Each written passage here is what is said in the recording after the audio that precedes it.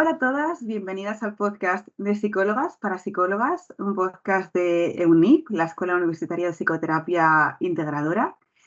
Hoy estoy con una compañera, no solo de profesión, sino también de equipo de trabajo, y eso siempre me hace mucha ilusión, porque aunque abrace y admire a todas las personas que se pasan por aquí, siento como que cuando compartimos espacio también de trabajo, pues es como muy bonito, ¿no? Que nos juntemos y charlemos sobre este tema como quien toma un café con una amiga psicóloga y reflexiona sobre un tema en concreto, ¿no? Y esa persona que me acompaña es Irene, del equipo de terapia online, así que bienvenida Irene y qué bien tenerte por aquí.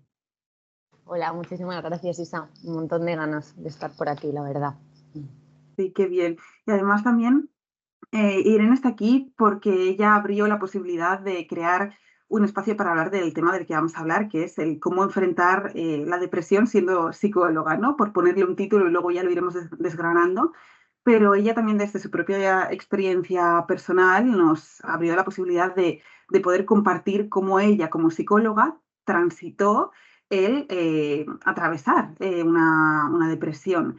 Y justo ahora, antes de empezar a grabar, le comentaba, qué interesante, Irene, porque aunque damos muchos espacios como psicólogas, también en EUNIP, para formar, para trasladar información súper valiosa, súper importante a nivel teórico y a nivel práctico, y aunque también hayamos dado como espacio a la parte de compartir nuestra vulnerabilidad como humanas, ¿no? A través de hablar, pues, de los miedos que tenemos como psicólogas, de las inseguridades, del autocuidado, bueno, de diferentes emocionalidades que atravesamos siendo psicólogas, nunca realmente hemos creado un espacio como este en el que hablar sobre qué pasa cuando una psicóloga atraviesa una situación complicada, dura y difícil eh, a lo largo de su trayectoria, ¿no? Y siento que no somos roca, siento que es bastante probable que a lo largo de nuestra vida como psicólogas y dentro de nuestra trayectoria profesional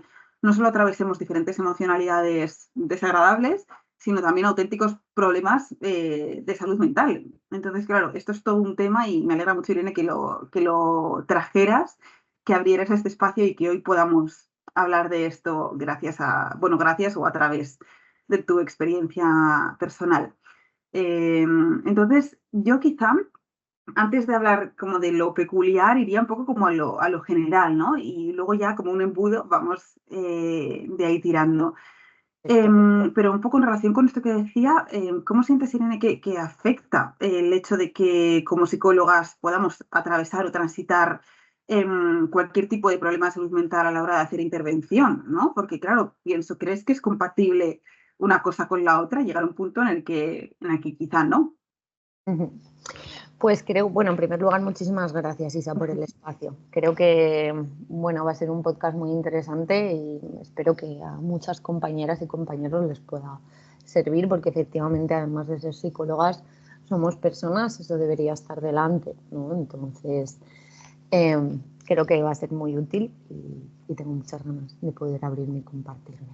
Y con lo que me preguntabas, realmente creo que es compatible una cosa con la otra. Creo que obviamente como personas y psicólogas que van junto, ¿no? En nuestra vida, siempre vamos a poder estar transitando con diferentes situaciones emocionales al mismo tiempo que estamos haciendo nuestro trabajo, pero también es verdad que hay que saber parar, ¿no? Que no es lo mismo estar enfrentando un proceso de tristeza o diferentes situaciones que estás gestionando en tu vida que encontrarte en un proceso depresivo. Entonces, ¿es compatible que te esté pasando algo con ejercer la profesión? Por supuesto, de hecho creo que incluso nos enseña aún más a ejercer la profesión con límites y con autocuidado, pero también hay que saber parar. Creo que ese es uno de mis grandes aprendizajes, el aprender a parar. A mí la depresión me paró en seco, realmente. Ujú, totalmente, claro. Justo Irene, antes de empezar a grabar este episodio, me decía, yo hubiera agradecido mucho, Isa, o me hubiera ayudado mucho el tener como un podcast como este, un episodio como este, o cualquier tipo de formato en el que se hablara de la posibilidad de, como psicólogas, atravesar una depresión y cómo encajar todo esto, cómo colocar todo esto dentro del modus operandi que tenemos como psicólogas, sabiendo que ayudamos también a otras personas. Entonces, sabiendo además que la depresión impacta totalmente, además de con otras muchas cosas, con nuestra autoestima personal, también entiendo que a nivel profesional, autoestima laboral, tuvo que afectarte muchísimo, ¿no? De cómo yo, como psicóloga, he podido caer en esto o cómo yo, como psicóloga, no puedo salir de esto. O sea, ¿cómo te afectó todo esto dentro de tu mundo interno, dentro de los esquemas que tú tenías acerca de ti misma? Pues es una pregunta, me parece súper, súper interesante. Creo que para mí una de las cuestiones más importantes no fue tanto en el momento en el que ya había aceptado y asumido que estaba viviendo, transitando una depresión, sino efectivamente el previo, Isa, en el que como terapeuta, como psicóloga y además especializada en violencias de género, a mí me sucedía en ese momento que, bueno, gran parte, y digo gran parte porque la depresión siempre es un conjunto de muchas cosas, pero una de estas cosas estaba siendo una situación de acoso vivida a nivel personal, es decir, violencia de género en mi vida personal, violencia de género en mi vida profesional, porque tengo la suerte de especializarme en violencias de género y acompañar a muchas sobrevivientes, y violencia explicada hacia afuera también. Es decir, yo me vi envuelta en un momento donde a nivel profesional me dedicaba a explicar qué sucede cuando estás viviendo una situación de violencia de género, pero también lo hacía con mi familia, con mi propia vivencia. También lo hacía en ese momento con mis amigas y mi propia vivencia. Entonces, ese fue para mí el punto clave en el que no me permitía, si yo admitía que estaba deprimida o sea, personalmente, eso para mí era una relación directa que no podía seguir ejerciendo, ¿no? Por lo menos en mi campo, en lo que consideraba que era mi campo de especialización, ¿no? Además de otras muchas cuestiones que pueda acompañar. Entonces, ahí creo que es el alma de doble filo en el que también nos enfrentamos a, bueno, pues yo todo es frases como, pero ¿cómo te vas a deprimir tú por una situación de violencia de género si lo estás viendo todo el rato? Si sabes lo que te está pasando, si, pues, ¿qué te sorprende de un juzgado si has trabajado pues, en el 016 durante 2 años y medio, ¿no? O sea, cuestiones así, o yo me tenía que enfrentar, voy a ponerte un ejemplo, en una situación que viví especialmente difícil, en un ataque de ansiedad en la puerta del médico, en una revisión de la baja. Yo entro al médico con este ataque de ansiedad y a mí el médico me pregunta y me dice que por qué no he gritado en la sala de espera, porque, bueno, pues se acercó uno de los agresores en ese momento, ¿no? Claro, que por qué no he gritado. Yo, está claro que si no hubiera conocido nada de los protocolos de violencia de género, quizás lo natural habría sido ponerme a gritar. Conociéndolos y sabiendo que yo grite versus que yo avise a un médico en ese momento para que active un protocolo interno, no sé si me estoy explicando, consideraba que era menos efectivo a que yo me dejara sentir, no sé si me explico, ¿no? Entonces en ese momento yo aviso al médico y no grito. Ese médico no termina de hacer bien el protocolo porque la violencia de género está escrita en muchas partes, pero muy poca gente tiene interiorizada qué hacer en según qué momentos. Y al final salía yo perdiendo porque entraba en la consulta y me decían, lo has hecho mal con todo lo que tú sabes. Y decía, ¿cómo? O sea, acabo de vivir una agresión, ¿no? Pues esto como ejemplo de muchos momentos que me daba cuenta que tenían que medirme, que hacerlo muy bien, muy perfecto, porque como yo era experta en esto y sinceramente ese machaque a mi persona y mi autoestima personal y profesional fue lo que hizo que yo terminara de entrar en un proceso depresivo. Sí. Bueno, también siento de todo corazón que tuvieras que atravesar todo esto, ¿no? El doble golpe de, por un lado, tener que soportar y vivir todo aquello y por otro lado el golpe de que no se te creyera lo suficiente o que se te exigiera haber actuado de una forma diferente en función de las expectativas que se habían puesto encima de ti solo por llevar la etiqueta de profesional, ¿no? Entonces, creo que, bueno, creo no, es totalmente normal, natural que dentro de ti hubiera como, bueno, no sé si es así, ¿no? Pero al menos lo que me llega a mí como una disonancia tremenda, como una incoherencia de por qué yo no estoy haciéndolo de la forma en la que traslado a otras personas que lo hagan, ¿no? Entonces, ¿cómo fue esto para ti? ¿Cómo transitaste por esta disonancia, por esta incoherencia, por esta frustración, ¿no? O incluso ya no solo exigencia externa, sino autoexigencia de yo tengo que estar haciéndolo diferente, yo puedo, yo conozco las herramientas, ¿no? Conozco las técnicas, que también es lo que me decías tú al hablar sobre este episodio. Pues realmente es que creo que ese fue el gran, pues, si no, el mayor de los problemas. Como a mí mi profesión como psicóloga antes de pasar por este proceso no lo habría dicho, pero ahora lo puedo afirmar. Yo inicié siendo psicóloga porque para mí era mucho más sencillo estar con la energía puesta en las demás, en ayudar a las demás o en mirar a las demás que propiamente una mirada interna, ¿no? Entonces, el querer cuidar y el querer salvar para salvarme a mí, no sé si me explico, ¿no? Con este proceso depresivo, pues pude reconstruir y trabajar muy profundamente y de manera sistémica lo que se estaba moviendo ahí realmente. Y eso me hizo sentirme, bueno, me hizo aprender muchísimo. Aquí tengo que decir algo que creo que es súper importante y es que mi madre es psicóloga, Isa, y tengo la suerte de que mientras ella me veía en la peor de las partes de la depresión, ella fue quien me dijo para y no vas a poder, no puedes seguir así, ¿no? Si no hubiera estado ella, era tal mi nivel de disociación, como bien decías, yo entraba a trabajar o entraba al médico o entraba en el juzgado y entraba siendo la profesional experta en violencias de género, no entraba siendo la sobreviviente, que no me gusta llamar víctima.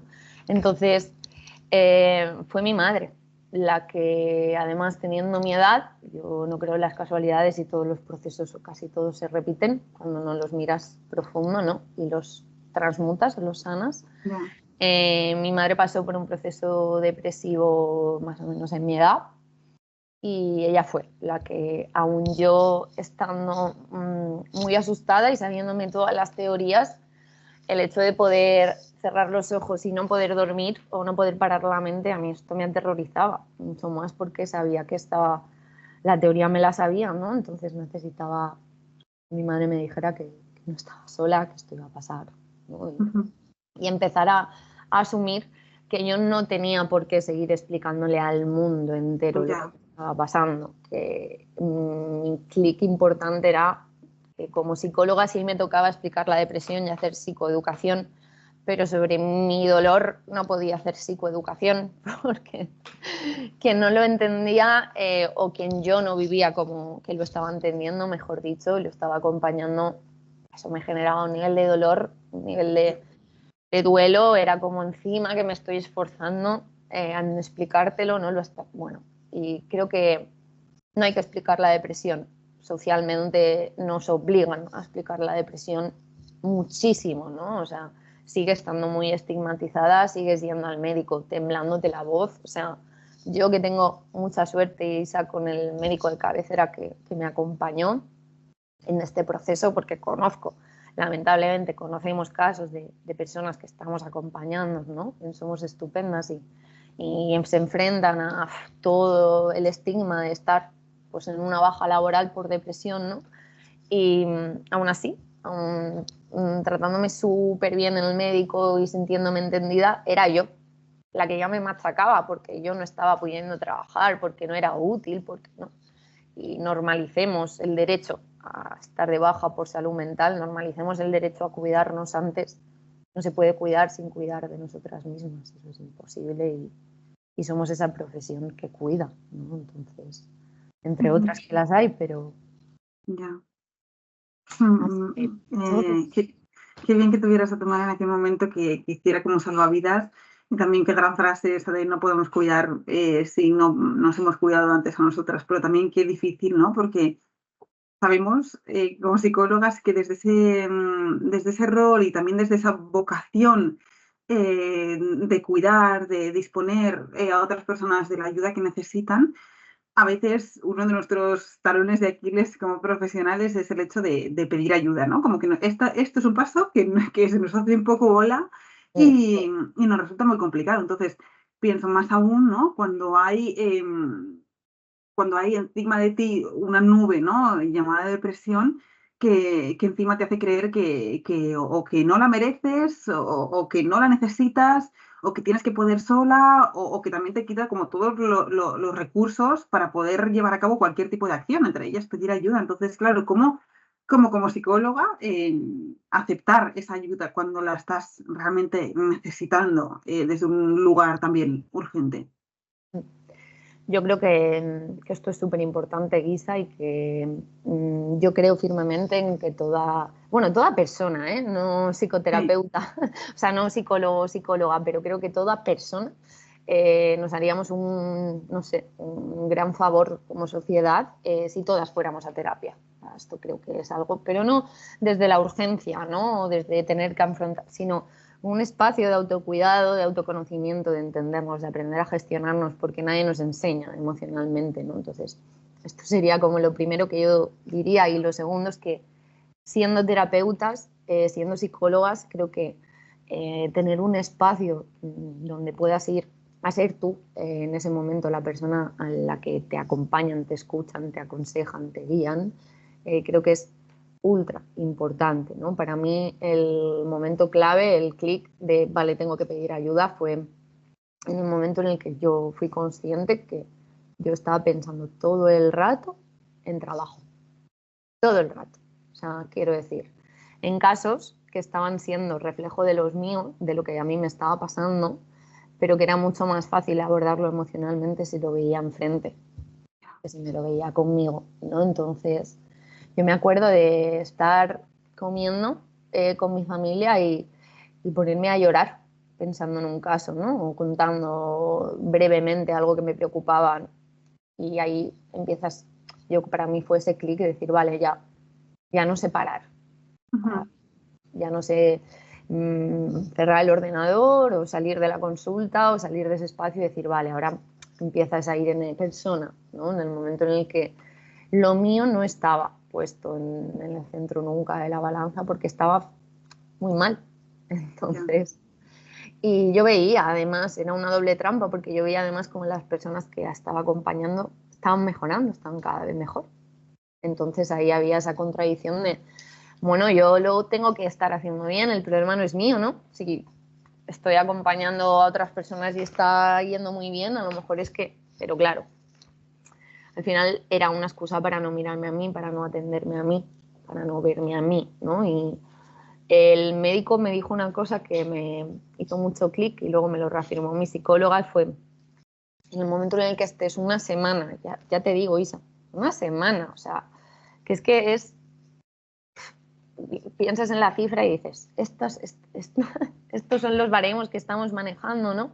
Como psicólogas, en el momento en el que te das a las demás personas, pero ambos me dijeron, cuando estés una semana pensando solo en ti, empezamos a hablar de cómo y cuándo vuelves. Y yo me acuerdo que pensé, una semana, súper fácil.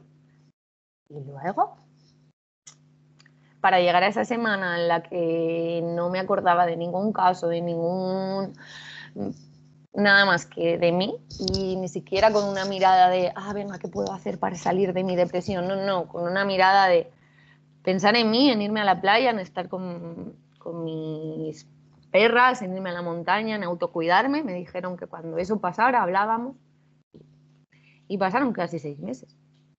guau. Vaya frase tan potente, ¿eh?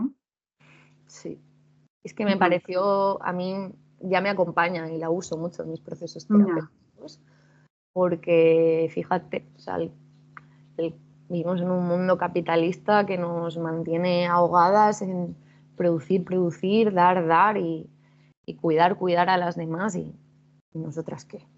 ujú, Entonces, mi psicóloga me decía, ¿qué son 6 meses de baja para 30 años de vida? ¿No crees que te sale bien la media? ujú. Y yo ahí sonreía, ¿no? Decía, pues sí, Ya, realmente sí. Pero ya. Vaya insights tan potentes, tan directos y a la vez con tanta verdad, ¿no? Porque en tu caso y probablemente en muchos casos de quizá otras compañeras o compañeros de profesión que ya han transitado por una depresión o por cualquier otra problemática relacionada con la salud mental, quizá el trabajo ha sido justo pues la protección, ¿no? Que yo me pongo para poder estar distraída, de mirar hacia adentro y de darme cuenta de que realmente lo que necesito es cortar con todo lo que ahora mismo supone mi vida, mi rutina, mi monotonía. O sea, era como el trabajo estaba haciendo como de ese tapón, ¿no? Que está ahí manteniendo ese agua, pero que lo que necesita es quitarse para que se desagüe toda esa agua estancada, ¿no? Y turbia que está ahí moviéndose dentro de mí. Entonces, en este caso era como una protección, ¿no?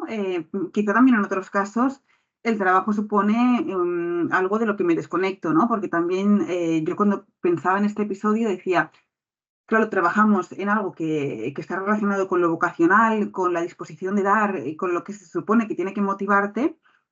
Y justo una de uno de los síntomas, ¿no? Más característicos de la depresión, entre muchos otros, y teniendo en cuenta pues, la variabilidad individual, es la anedonia, la apatía, la desmotivación para hacer algo que antes te motivaba. Entonces, claro, ¿cómo llevar a cabo un trabajo que es tan motivacional de forma intrínseca, que es algo que se supone que tiene que moverte, cuando estás inmersa en esa anedonia y en esa desmotivación y en esa apatía, ¿no? Era algo que a mí me resultaba como muy complejo de entender. Entonces puede ser que también haya habido otros casos o haya cosas de otras compañeras que sientan lo contrario, ¿no? Como en aquellos momentos en los que hayan podido atravesar una depresión, sientan una desconexión absoluta de su profesión.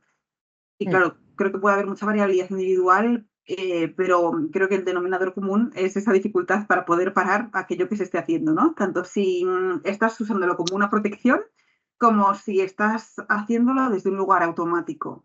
ujú, totalmente. O sea, creo que no lo habría sabido explicar mejor. Creo que nos lo usamos como escudos para no parar. Y a mí me enseñó muchísimo. De hecho, que no porque que salga bien, es decir, yo tenía la suerte de que los casos que estaba acompañando estaban teniendo un pronósticos favorables. Quiero decir con esto, no es un símil de que entonces como terapeuta estés conectada, ¿no? A mí me pasaba que de hecho los casos que acompañaba lamentablemente eran casos mucho más graves en ese momento de lo que yo estaba viviendo Ujú, propiamente como persona, ¿no? Entonces, esto era una trampa porque, claro, yo no puedo estar tan mal, yo no tengo derecho a estar tan mal, a mí no me puede estar afectando tanto, ¿no? Y sobre todo, estar acompañando fuera porque sabía que al menos lo que tenía que ver conmigo, con que esas consecuencias que tiene la violencia de género, al menos en el campo emocional, que es donde yo estaba, ¿no? Como terapeuta, las personas no sintieran que estaba siendo impune, ¿no? Como yo estaba sintiendo propiamente en mi vida. O sea, era una forma de pelear lo propio sin ponerle nombre, ¿no? Y también, pues, de una manera bastante autodestructiva, porque en el momento en el que yo inicio el proceso de enfrentar y, bueno, yo inicio la vida me para, a mí me dan 2 ataques de ansiedad, yo tengo que dejar de trabajar. Y tengo que dejar de trabajar porque esos ataques son lo suficientemente fuertes como para que yo me asuste al nivel de decir, vale, esto ya es totalmente ingestionable, yo ya no sé, ¿no? Entonces, a partir de ese momento, yo empiezo a ponerle nombre a todas las cosas y a darme cuenta de que, bueno, pues yo lo estaba viviendo y que además mucha de la energía, sentirme culpable, porque mucha de la energía que yo había puesto en atender a otras personas, no la había puesto conmigo en lo que estaba viviendo, en los detalles, en el mimo que precisa, ¿no? Este tipo ujú. de circunstancias. Entonces, bueno, eh, eso fue el momento en el que yo dije, vale, caso. Ya. O sea, aquí está el clic para mirarme a mí. Ujú, ya. Y también que es sabio tu cuerpo diciéndote de una forma tan explícita que realmente necesitabas parar. Mm, Que también yo desde aquí pensaba que entre comillas, suerte que tu cuerpo reaccionara como con esa impulsividad, ¿no? Como con esos ataques de pánico tan constantes, por muy duro que fuese en aquel momento, ¿no? Obviamente. Pero también pensaba, ¿qué le dirías, Irene, a una persona, ¿no? O una psicóloga o compañera de profesión que ahora mismo nos pueda estar escuchando, que quizá está transitando por algo así o por algo que también está interrumpiendo de forma clara sobre su bienestar, pero que no está recibiendo unas señales tan claras como puede ser un ataque de pánico, ¿no? Acerca de cuándo parar, porque claro, si tenemos que estar esperando a tener siempre ataques de pánico, igual podemos estar esperando toda una vida, porque nuestro cuerpo tiende más a la disociación que a la hiperactivación, o porque realmente no hace falta que esperemos, ¿no? Entonces, ¿qué le dirías a una persona que no se puede estar escuchando acerca de cuándo parar en este sentido?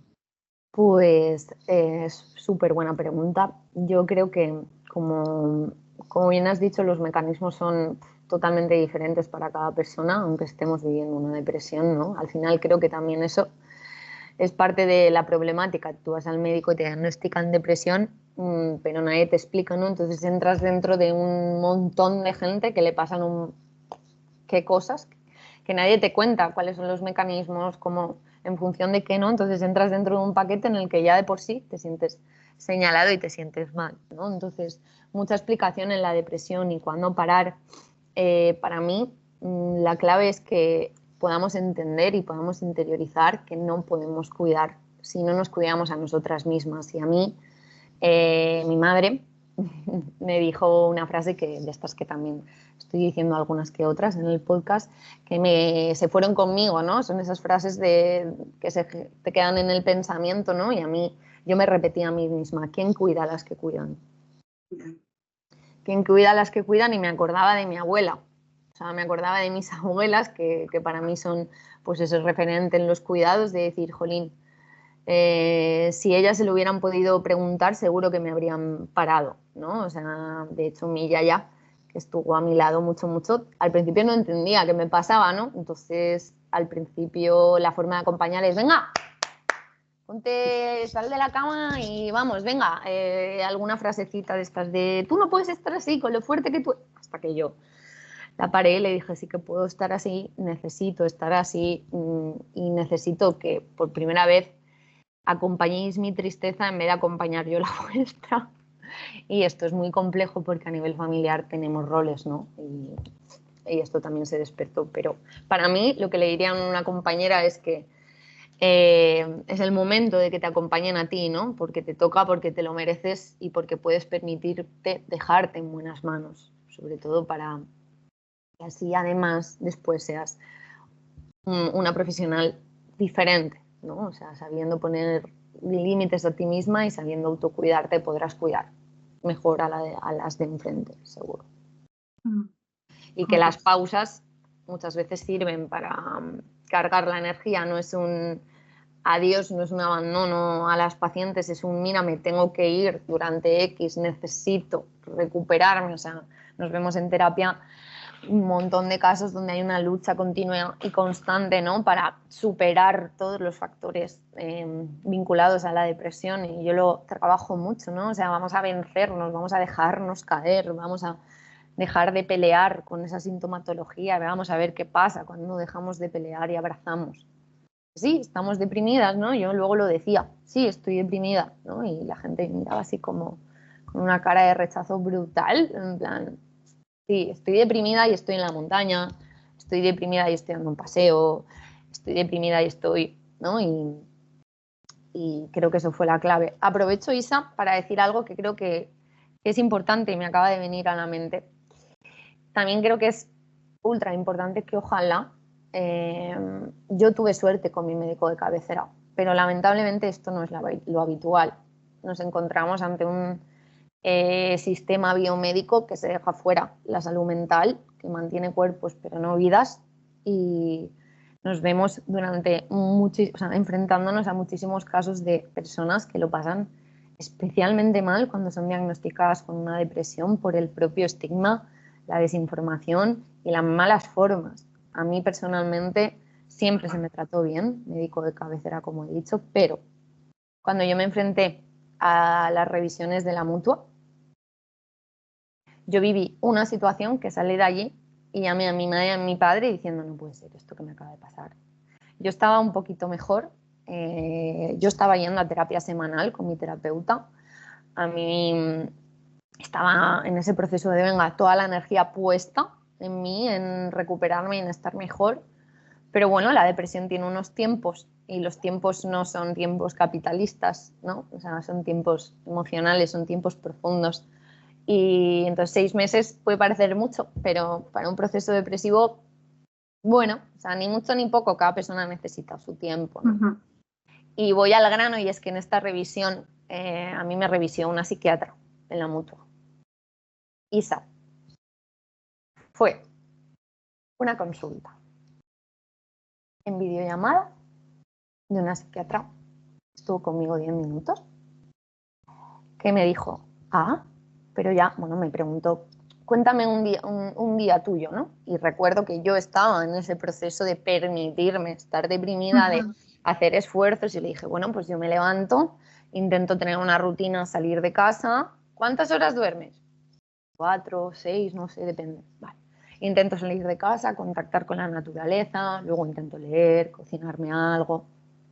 Fueron 10 minutos en los que ella me devolvió, tú no estás deprimida, estás perfectamente bien para empezar a trabajar. O sea, recibí este feedback y yo iba a ser atendida por una psiquiatra, me encuentro una pantalla en una habitación totalmente en blanco, un paquete de Kleenex y digo, wow.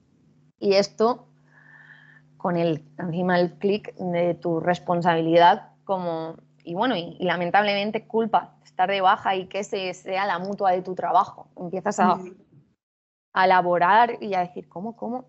Y gracias a que yo el día anterior había tenido terapia y había estado trabajando las posibilidades que me iba a encontrar enfrentándome a eso, pero yo que me iba a pensar que iba a ser una psiquiatra, 10 minutos además con actitud de, venga, que tengo prisa.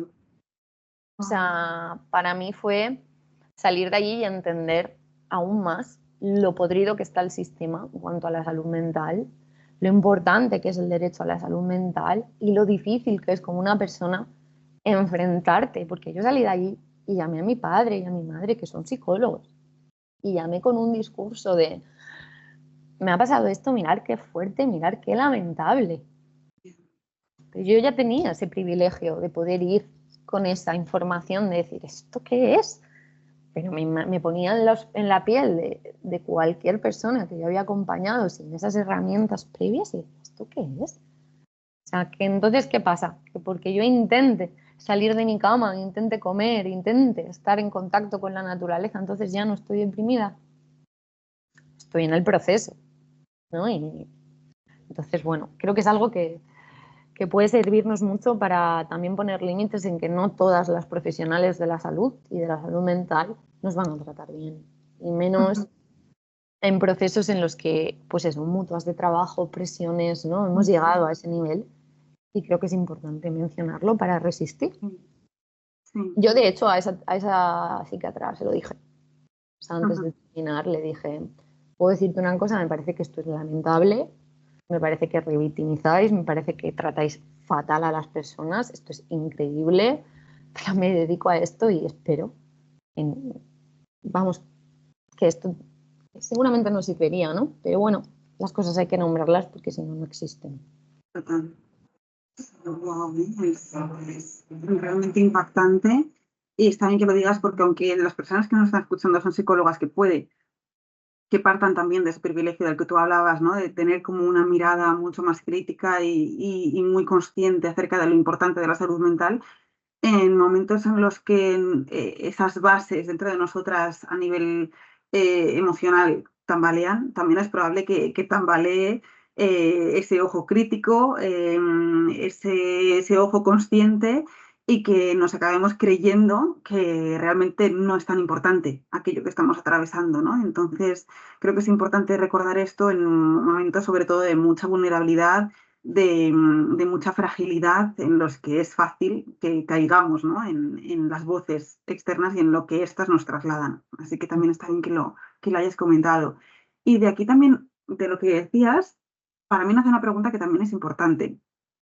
Y es, más allá de cuando el sistema nos obliga a volver, ¿no? Que el sistema nos obliga a volver pasado mañana, em, teniéndonos en cuenta nosotras, ¿cuándo y cómo sientes que podríamos volver a, no sé si decir a la rutina de antes, ¿no? Porque estoy segura de que cuando transitas procesos como este, te das cuenta de que hay muchas cosas de la rutina de antes que no estaban bien y que necesitas y mereces cambiar. Pero ¿cuándo y cómo empezar a volver, aunque sea para cambiar cosas, ¿no? Y de qué forma reincorporar también a un trabajo como el nuestro, que es el me siento y te ayudo. Sí, total. O sea, para mí esta fase también fue una de las más difíciles, ¿no? Como mi psicóloga dice, yo estaba de resaca laboral. Yo me había vaciado tanto laboralmente que después me conectaba. Me pasaba que en las primeras personas que acompañaba me sentía enfadada, no con ellas, ¿eh? No era algo que le transmitía, sino que acababa la sesión y yo estaba cabreada, como sí, sí, de resaca laboral, ¿no? Entonces, ¿cómo y cuándo volver? De verdad, cuando haya ganas, es decir, cuando sí que nos sintamos nos planteemos pues, ya me apetece, ya empiezo a querer, ya, sobre todo cuando seamos capaces, para mí, de hablar de lo que hemos vivido como un aprendizaje. Cuando podamos iba a decir no rompernos, pero me corrijo, se vale rompernos también. Yo creo que como terapeutas, a mí personalmente, trasladar en las personas que acompaño alguna de mis vivencias siempre nos hace acercarnos más, sentirnos más humanas, lejos de lo que nos dicen, no a nivel academia, no, nunca hay que compartir nada.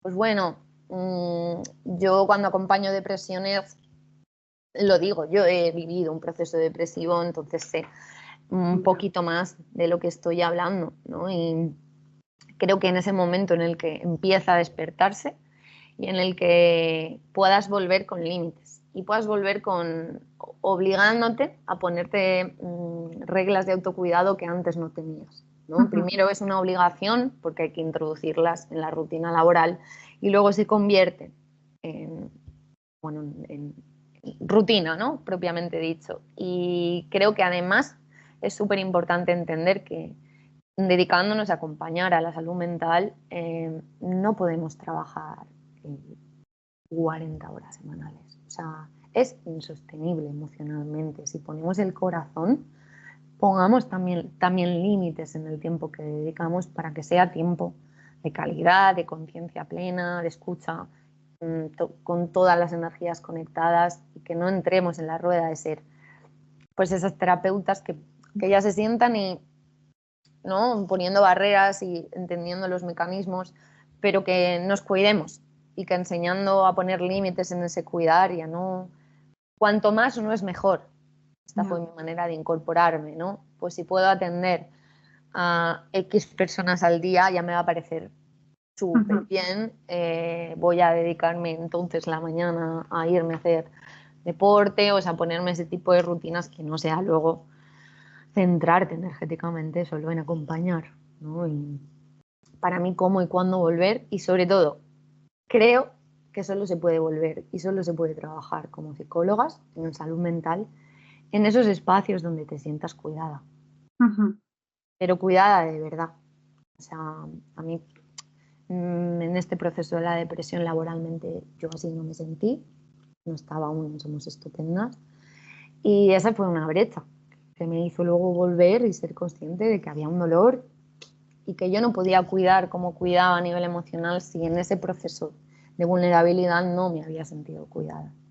Sin culpas, de verdad, sin una energía para nada de lucha en esa parte, pero con conciencia de que había ese dolor y entonces yo no podía seguir como si nada, ¿no? Entonces dándole espacio a lo que a mí me dolía, pude volver a incorporarme poquito a poco y poniendo límites en el tiempo. Porque antes era que vamos a salvar a todo el mundo a poder ser, ¿no? Cuanto más mejor. Y bueno, ahora entiendes que bueno y breve, pues 2 veces bueno es en según qué cosas. Ya.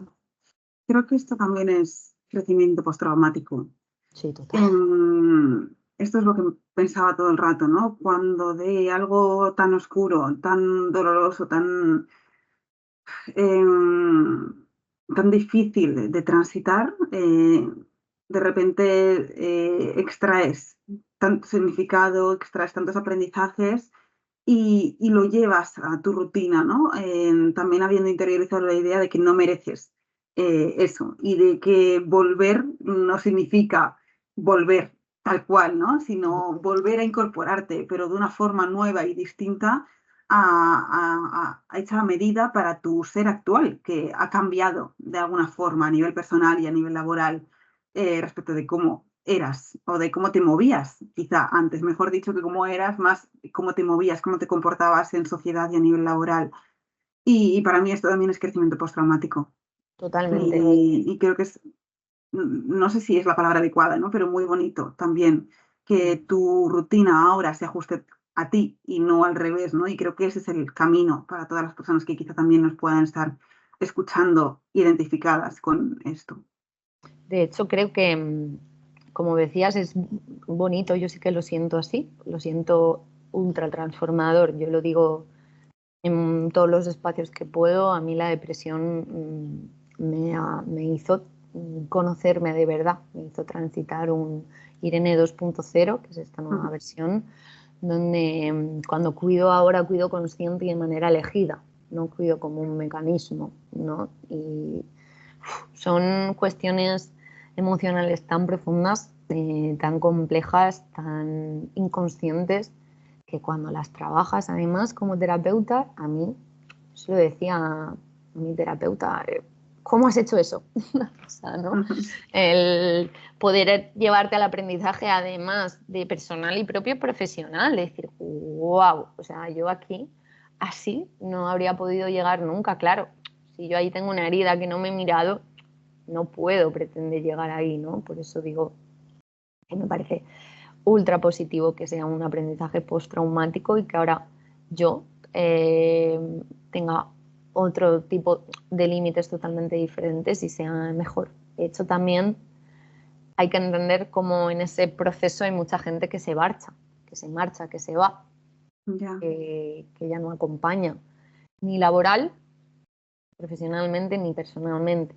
Ujú. En muchos momentos cuando eso se junta, en mi caso, a mí me cuesta separar y creo que no quiero separar, lo personal es político y así me siento siempre, ¿no? Entonces, desde ahí, entender también que esa gente que se marche, que se marchan, bueno, pues no, no quieren, no pueden convivir con esa nueva versión de Irene. Ujú. Hay que aceptarlo, abrazar, agradecer y así poder soltar, ¿no? Que Ujú. no que nos empeñemos en que todo a Ya. posterior siga igual. Como tú bien decías, es que este diferente es tan guay. Es tan Ujú. maravilloso ser una psicóloga que no quiere salvar al planeta entero, tú sabes. No se puede vivir queriendo salvar a todo el mundo, ¿no? Y creo que esa es una cuestión que casi todas las psicólogas y psicólogos nos representa bastante, Y ¿no? Y tanto. si no te salvas a ti, no vas a poder ayudar a nadie. Eso es Ujú. así. Oh, Irene, pues ha sido muy bonito escucharte. Gracias de todo corazón por haber traído este tema, por haberte abierto de una forma tan genuina, tan auténtica, tan resiliente también, ¿no? Y también por esa generosidad de venir aquí y de trasladarlo para, como me decías antes de empezar a grabar, para ayudar a muchas otras personas, además de ayudarte a ti, ¿no? Porque también hablar pues resignifica, da un sentido, ayuda a colocar. También lo que me decías de poder ayudar a otras personas que puedan estar en una situación similar, transitando una depresión o cualquier otro tipo de situación que irrumpa eso con el bienestar, con el ser de la persona en concreto y siento que, o sea, sin lugar a dudas, has podido ayudar a muchas personas que nos están escuchando y eso es muy bonito, muy guay. Así que gracias de todo corazón por haberte abierto aquí con nosotras y por haber creado este espacio en este caso. Gracias a ti, Isa, y a vosotras por tener estos espacios, por generar estas charlas entre psicólogas, me parecen súper importantes y nada, que aquí seguimos conectadas para compartir y para seguir sanando y haciendo comunidad. Así que mil gracias, Isa, de verdad.